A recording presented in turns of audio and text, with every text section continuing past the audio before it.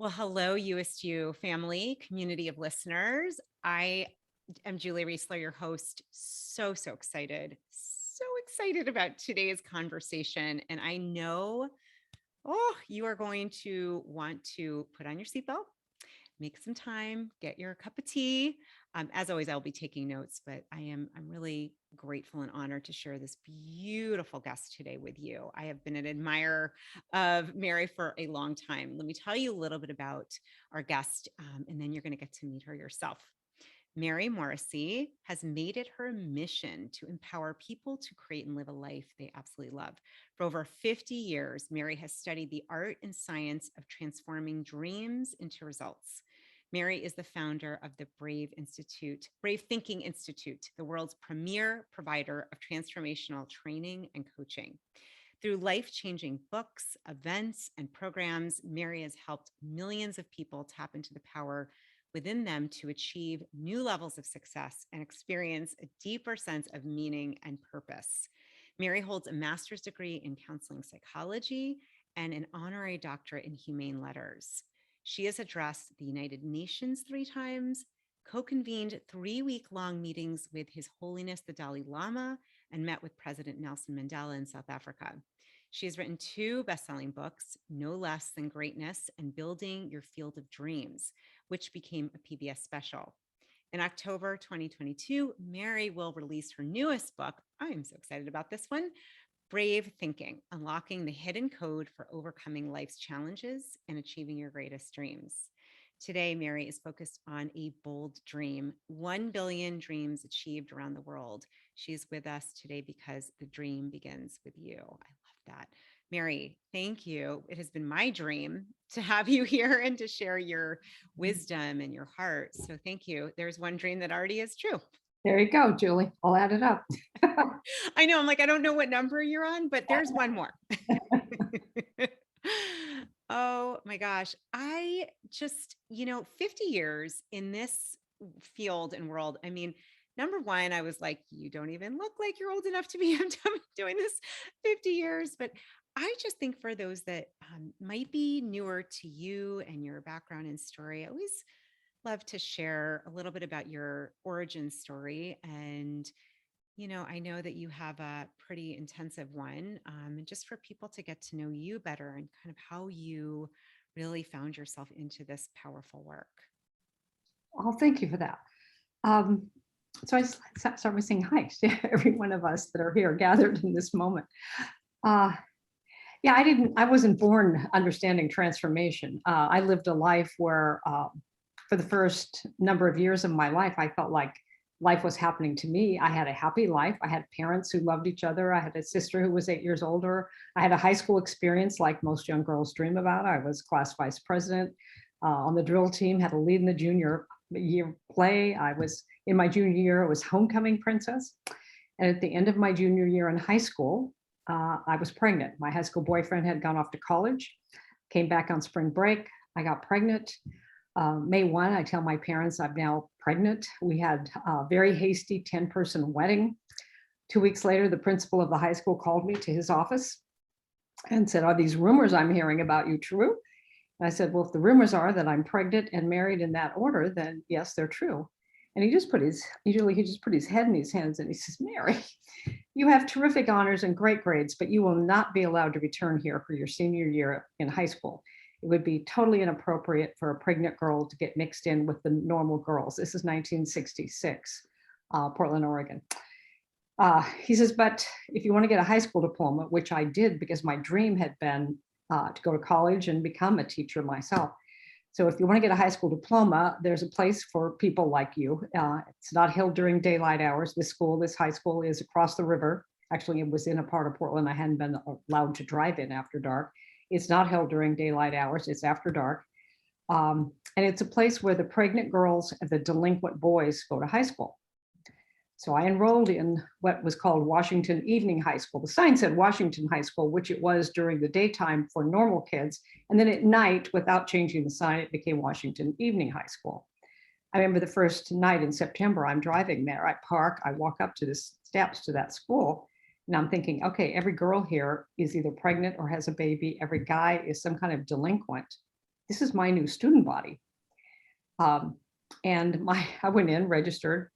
My son was born in December of 1966, and I graduated from Washington Evening High School in May, and then in July of 1967. My son is 7 months old, and I am now diagnosed with fatal kidney disease. I found myself at this point, I'm in an intensive care ward in a Portland hospital, diagnosed with fatal kidney disease. One kidney was totally destroyed with nephritis or kidney disease. The other was 50% destroyed, active nephritis. And in 1967, we don't have dialysis, we don't have transplants. This is a death sentence. And I'm terrified that I'm not going to see my little boy walk, maybe, or go to kindergarten, or any of the things that you dream, a young mom dreams for her child. And finally, the night before the surgery was scheduled to remove the right kidney. And during that time, Julie, I'm feeling like, oh, I'm going to die because I'm a bad girl. I mean, my mother, the friends of my three best girlfriends, there were four of us who hung out from third grade on. At the point when I got pregnant, they refused their daughters to see me anymore, as if what I had was contagious. So I got kicked out of my school. My best friends couldn't see me. I'm sent to a school with delinquents. I mean, that's pretty strong messages about who you are now. And I just felt like I was a bad girl and I must be going to die because I'm being punished. The God of my upbringing was not a friendly place to go when you felt like you had really screwed up. And I felt like clearly I had screwed up. But the night before the surgery was scheduled, a woman walked in my room and she identified herself as a chaplain who was praying with people. She said, I come several times a week and I'm given a list of the most dangerous surgeries that are happening tomorrow. Your name's at the top of the list. Would you like someone to pray with you? And even though the God of my upbringing was not a friendly place to go when you felt like you screwed up, I was scared. And so I said, yes, I guess so. And so she put her chair next to my bed. She didn't do anything that looked like or seemed like prayer to me. She talked to me. And she asked me, first, would you be willing to tell me what's been going on in your life the last year or two? So I told her my story, at the end of which she looked at me compassionately and she said, Mary, everything's created twice. And, today I would say I had no landing page for that. I don't know what the heck he was talking about. What do you mean everything's created twice? And then she leaned in and she said, you actually know this. In fact, everybody knows it, and almost nobody knows the power of knowing this.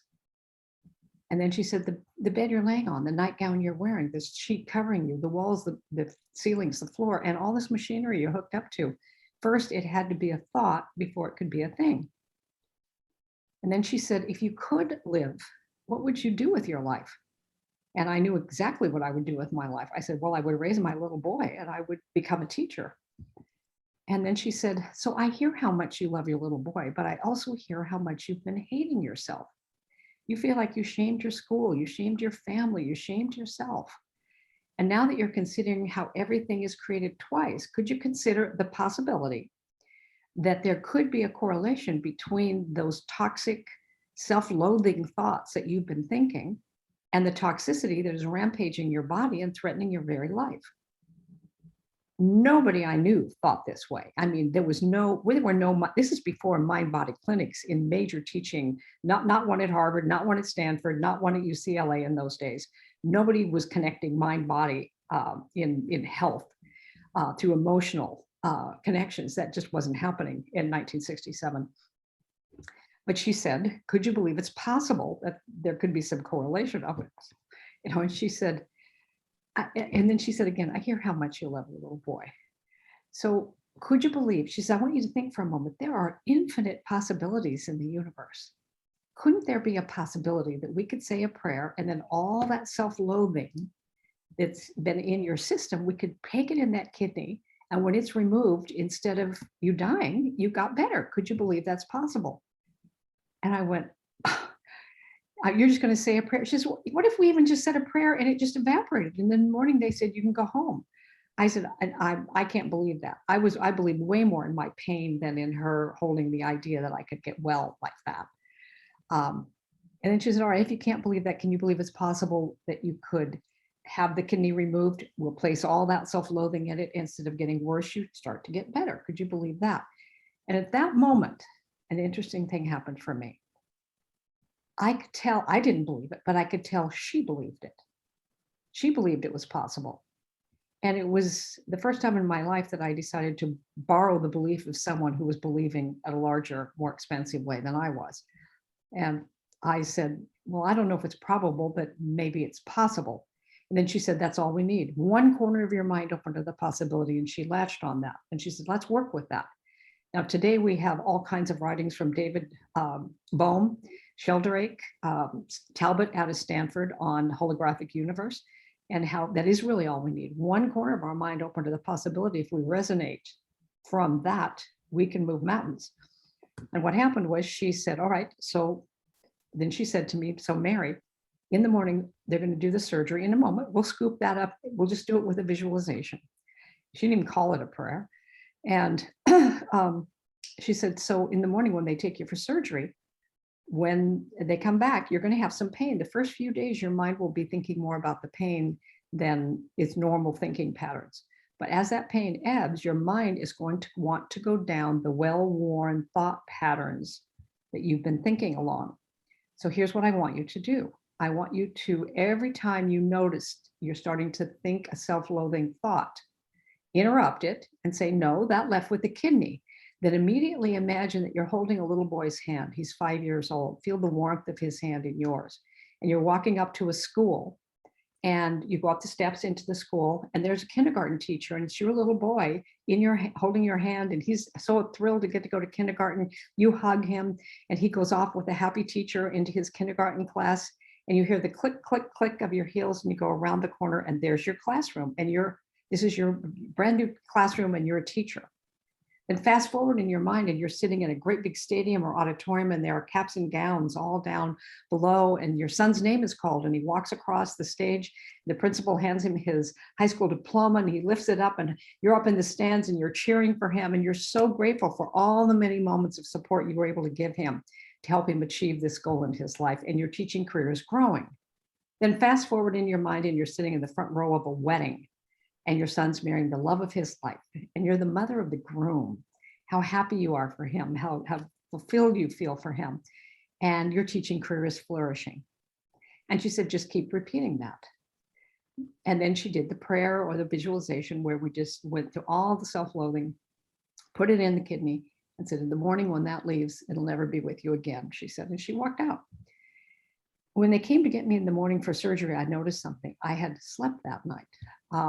I had not been able to sleep an entire night for weeks, no matter how much pain medication they gave me. They took me to surgery, brought me back. And within about 2 weeks after that surgery, my numbers had stabilized. When the surgery happened, the surgeon told my family that was gathered, my husband and my parents were there, that the one kidney was totally destroyed. The other kidney was 50% destroyed, mottled, and withered. So they didn't know if I'd have 6 months. They didn't know how long I would have. But now 2 weeks later, my numbers have stabilized. And so they said, well, maybe you're going to have a little more time than we thought. If you want to go home for a while, you have to come back to the hospital and be with your little boy. So I jumped at that chance, even though I couldn't lift my head off the pillow. I went home in an ambulance.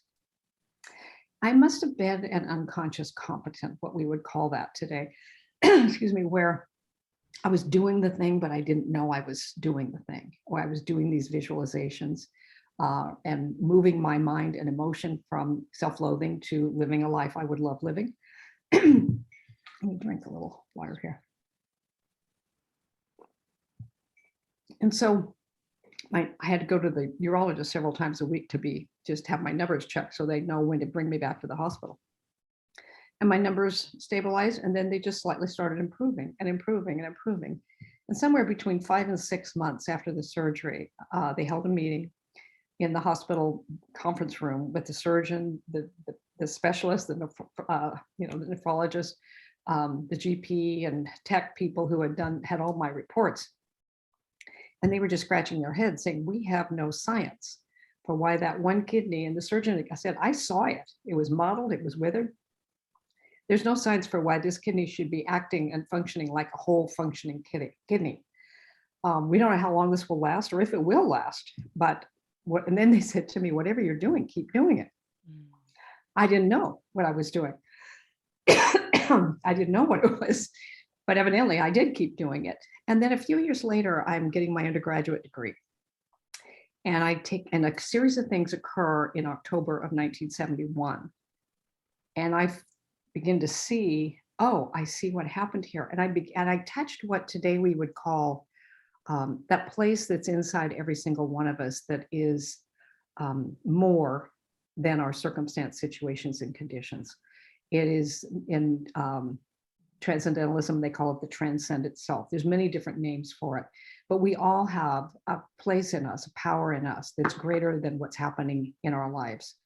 And the ability to navigate from a point of power instead of as a victim. And I began to see that my whole life I had lived as if life was happening to me. And now I found a way to begin to interact with life in a way that it was happening with me and through me, as me. And that was all I wanted to study. And pretty soon I knew I didn't want to just teach classical classroom things. This would be what I wanted to teach. I did get my undergraduate degree. I did teach classical classroom while I was going to seminary, because in those days, there was no way to teach transformation unless you were a minister of some kind. So I became a non-denominational minister and began my own work, traveled the country speaking and teaching. And that has been the forefront of my study now for 50 years. Since 1971, I have studied every single day from the world religions, the psychologies, the new sciences. And what's very fun today, of course, is to have the new science emerging to confirm things that were in the stream of truth that's been showing itself to people for many, many centuries on this planet who were curious and interested. Most people, sadly, live and die and never know that they have a power in them that is greater than circumstance, situation, and condition. So they're always living at effect. Well, I could do this if I had the money. I could do that if I had the time. I could do that if I felt stronger in myself. And all of this is malleable to the vibration. We know when we turn on our television, if we don't like the picture we're looking at, we can change the frequency. Well, the pictures we see in our life of our results are actually an effect of the frequency or the pattern of thinking we've been operating by. And that can be changed. And you actually can have a life you absolutely love living, but not in the thinking patterns that produce constriction and victimhood. As we change our thought patterns and align with what we would really love, you begin to see all the kinds of things beginning to shift in your life. It is the most fun work I can imagine that I've been doing all these years, helping people transform their lives. And that's how I got into it. Wow.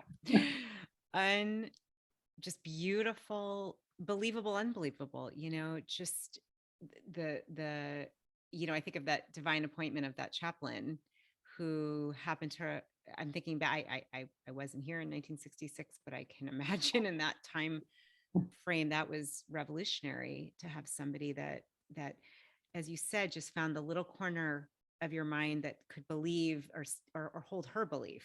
And what has birthed from there, it is so powerful, Mary. And I have to ask, because now I'm wondering, like, with your kidneys and health. So I'm assuming.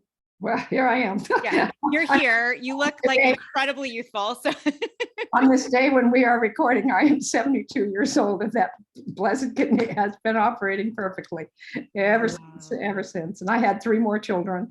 And yeah, I have an amazing, wonderful 4 kids and life. So I would, no, there's nothing that can't be transformed and changed, because it's all, we're in this wonderful sea of energy, and it'll become whatever we're in harmony with. I feel like I'm having this moment of, there are so many places we could go, because there's a lot here. And I think for some that are just, when you say the sea of energy, or you talked about, those patterns of thinking, like, I would love to do that if I had the money too. I would love to try that if I had the time or the bandwidth.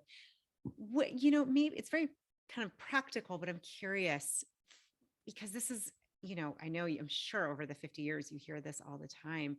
Where do you begin with somebody like for all of us listening, where to begin? So there's the sea of energy or frequency. Um, where do you Yeah. typically start with someone? I start with someone by doing a life assessment first, where I mention to them, um, we are in a sea of infinite, there's infinite possibilities, but we have probabilities that are more in alignment with how we tend to live our life. And most of us live lives reactively. So we get an idea of something we would love, and we go, well, I can't do that because of the money. So we look to conditions, circumstances for control, for permission to do what we want to do. And it's really backwards. You're not in your own creative power when you're looking outside yourself for permission to be or do what you want. And you don't want to deny conditions. You're not denying that currently I don't have the money to do it, but that I can't do it because I don't have the money is another matter. So the first thing in doing a life assessment is we have 4 major areas of life where we are creating results anyway. We're having results anyway. So if we just look at those, we have health results, we can measure those. We have the quality of our relationships results right now. We're either in dynamically alive, supportive, loving, caring, deep relationships, or we have some other version of relationships, some more this, some not that. We have what we're doing with our time and talent. Whether you earn income doing it or not, you are doing something with your time and talent. How fulfilling is it? How meaningful? How purposeful? How impact bringing is it? Do you love it, or do you check your soul at the door when you walk into some place and then just trade your time for money? And your soul is leaking out while you're trading time for money. And yet that's the way you found to be able to be responsible and pay the bills and help your kids and do the things that ordinary people know that we want to be doing. And then there's how much time and money freedom you have. That's a quadrant of result. And you can look at these quadrants, and I invite people to get honest with themselves. I walk them through a process of this. And then to notice 2 things, because these are your results, but they're not you. Mm. Yes. You are more than those results. So, and the you that is really you, see, none of us created ourselves, Julie. We all know this. We didn't create ourselves. We can't even, under our own personal power, take one breath or make our heart beat one time. There's a presence, a power, a life energy that moves into and through us at every given moment. And it is this life that we call our own. So as we begin to notice that it talks to us in 2 ways. Life is ever seeking a freer, fuller, expanded version of itself by means of itself. So if you notice that life energy is pressing through a blade of grass today to become the best blade of grass it can become, it'll press through cement seeking the light. That energy is pressing on the edges of the tree to become more of itself today. And that same energy is pressing into and through you and me. We're in a spiral universe. Our very DNA is a spiral. So there's that ever upward pull of becoming that's everywhere present. We feel it in ourselves, but we thwart it. Well, I can't because it's not convenient, or I can't because I don't have the money, or I can't because of a zillion reasons. But when you do a life assessment and you start there and you bring the awareness that the life that's seeking a greater expression by means of you, which is your life, and it would love to express, it does speak in the name of love, and it's seeking to express greater. It sends signals in 2 ways: longing and discontent. And you're doing the dishes, and you think, oh, I would just love it if I could take the kids to Disneyland. I would, but I'm discontent. The discontent is, oh, but I don't have the money. Or I would love it if we had a bigger house and the kids could really run in the backyard and they could have their dog. Oh, but then you feel the discontent or the constriction. So it's expansion and contraction. But if you're not noticing what you're noticing, which is the number 1 thing for self-awareness, is to notice your longing, notice your discontent. So I take them through a process of noticing what they're in love with and what they're not in love with their health. Where's the longing? Where's the discontent? Where's in relationships? Some people they will long for that love of their life, but they'll be in patterns of thinking and being that will always keep them crawling into bed by themselves. But it isn't that they're, and then they make up, as humans, we make up these superstitious stories like, oh, it's not in the cards, or maybe it's not God's will for me. Mm. There is no will that you don't have what you love. It's, you think about it this way. If you came home tonight and you walked in your house or your apartment and you flipped the switch and no light came on, and you look out the windows and you see all up and down your street, others have light. You don't go, oh, I guess it's not in the cards for me to have light. Maybe it's not God's will for me to have light tonight. I should have meditated more or prayed harder. No, we think there's a wiring problem here. You know, and if either we know how to fix it or we get somebody who does to help us. And that's all it is the vibration we're working with can't produce it because we're not in harmony with it. You can have and be and do and give whatever you get in harmony with, but the technology for doing that is not anything that we teach in school. We teach condition-based thinking, condition-based, and so I never advise people to ignore their conditions, but you ignore the power of those conditions to keep you from being who you want to be and bringing forth what you want to bring forth. But you can't do that until you know what it is. So the life assessment helps people. So when we do the life assessment, usually 1 or 2 quadrants will be the strongest of the longing for, or discontent for somebody, or the longing to transform, either the health area, the relationship area. Many people want greater time and money freedom, or the vocation area. And then there is a system of transformation that doesn't belong to me. It really belongs to, call it the infinite or the universe, or whatever name you bring to it, spirit, energy. There is a system of how all transformation occurs. And when you begin to apply it in your life, many people are shocked and amazed at how easy it is to transform results, because they're at the center of their own results. And when we change us, all those results begin to change. And how easy it is, really, relatively, to bring about a whole new set of results that are much more expansive, life-giving, aligned with who you really want to be, what you want to bring forth.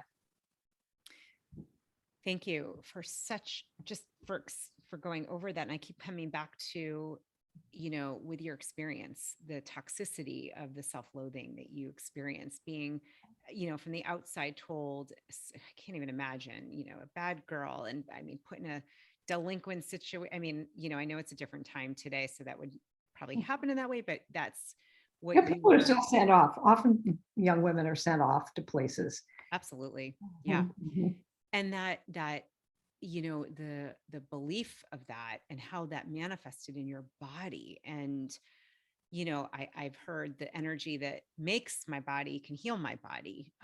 And really, just looking at you and what, I was with you in that hospital. I mean, that's a frightening moment. You're already a young mom.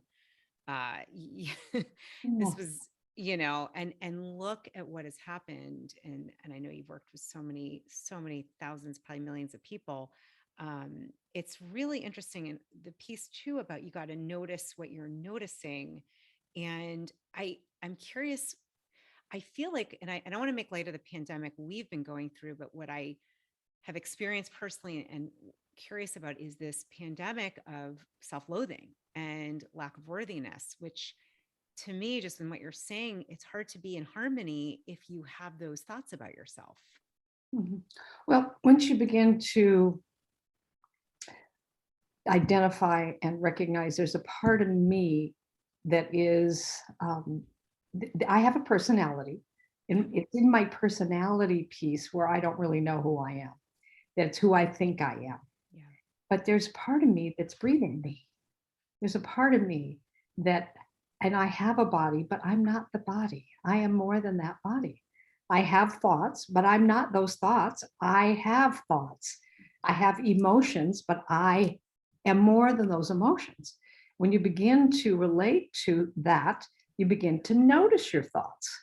Since you're noticing what you're noticing, I can notice thoughts where, oh, I say I'm going to do this, but I'm just being an imposter.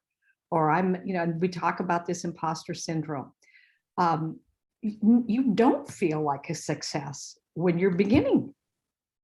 So you put yourself anyway in a success mindset and serve it while it's coming together. People say, you know what, we in my world where we do some training of coaches, they go, well, I mean, when will you feel ready? I said, you don't ever feel ready, you do it, and that brings the readiness. I said, if I had waited till I was perfect to do my work in the world, I would still be waiting. There's no perfect, it's growth. So you care more about helping people than about your own, what's going on for you. You will, and I just give them the steps to take. But this is true for all of us. If you want to be a great anything, you're not going to feel great at it when you begin. Yeah. You have to be willing to talk yourself through it and be willing to do it afraid and be willing to do it imperfectly.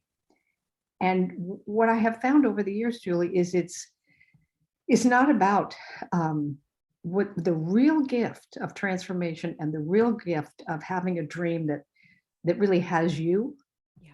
Is you don't just have it, it has you. It's what you would really love to bring forth in areas of life, is that it's who you become in the process that's the real gift.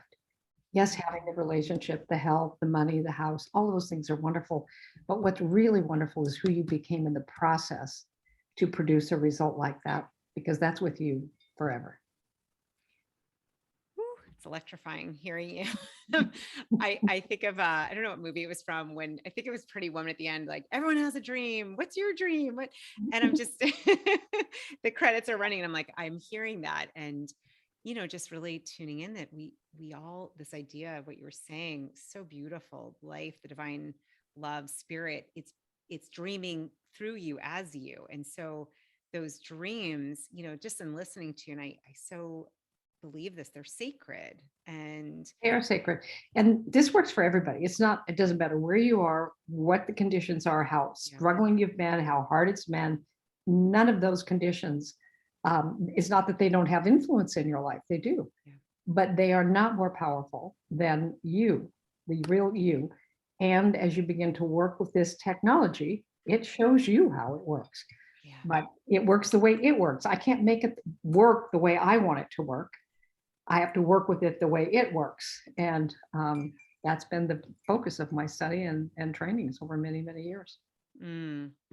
Well, I know before we come to a close, I would love to talk I know your next book is coming out soon, and just to really, this brave thinking, unlocking hidden code to overcoming life's challenges and achieving your greatest dream. Can you give us the high level of, I always love your work. What is really the epicenter of this book, and maybe a teaching or two or a tool that people can walk away with? Here's a couple of things. One is you can't have a life you love until you dream one up. No dream can come true if you don't dream it. And each dream begins with the dreamer. So this is where you look at the current life you have and what am I in love with? Much of your life you may be really in love with, and other parts of it not so much. So should you take on the journey for growth to transform that, it will take you on, I believe, a grand journey.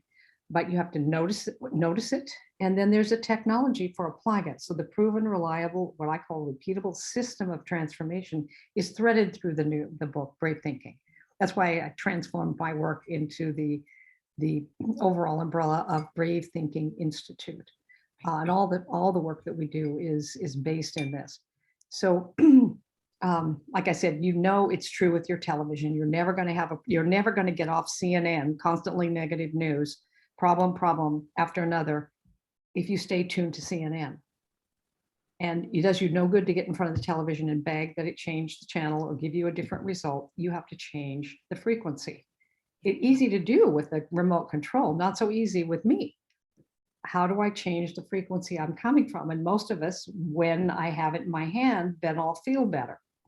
So it's a reverse engineering, really, of you living a life that's in harmony with what you would love when it hasn't yet happened. And how you do that? How do you actually create a life you love living? because everybody's going to have challenges. Like, it's not the idea of a life without challenges is not a life that is the opportune life for us here. I mean, there are going to be challenges. Yeah. Every time you're in growth, there's challenges. But one of the tools you think, well, yeah, but I'm just not a person who, or I've done that before and it just never works out for me. And start adding the words up until now. Up until now, that may have been true, but every time you hear yourself thinking or speaking a self-limiting thought, say up until now, and then give the subconscious a command, a new command. Captain's turning the ship here. Up until now, but now I'm going to take some steps. Now I'm even going to take baby steps. And I'm a firm believer, once you have a vision, in baby steps. 5 minutes, you move 5 minutes in the direction of your dream. You've moved energy, because baby steps will take you all the way up Mount Everest if you just keep taking them. And the gift and the goal is to keep taking them. Oh gosh, I feel like everyone listening, hopefully you got it. I mean, I can't stop taking notes here, but that is so powerful. That's such a great reminder. Anytime you catch yourself saying something, you add that is not moving you in the direction of your dreams or your highest good, you add up until now. Yeah.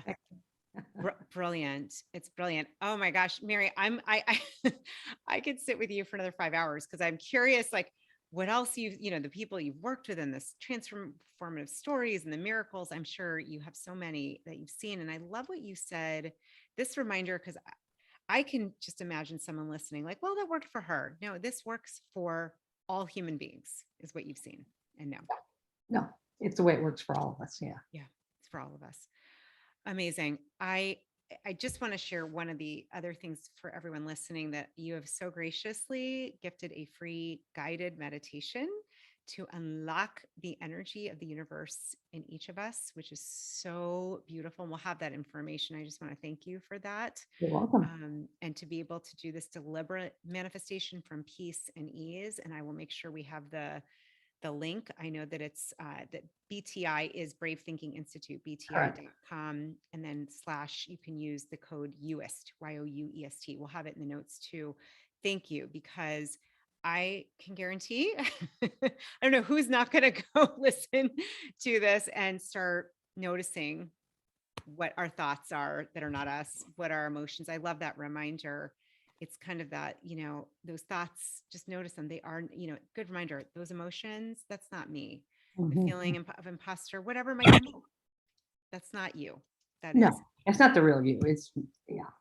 So Julie, I want to thank you for your work too. I want to thank you for what you do to make these messages reach into the minds and hearts of people everywhere, and really your light and who you are.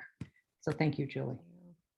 Thank you. Thank you. What a gift to have you, Mary, and everyone tuning in. We will have all the info on this beautiful guided meditation. I know what an honor to have Mary Morrissey here today. And please share in your comments what you're noticing, takeaways, and please, please, please, please trust and honor those sacred dreams and tune into all things Mary Morrissey. She is just a beautiful luminary. And Mary, thank you so much. You're welcome. You're welcome. All right.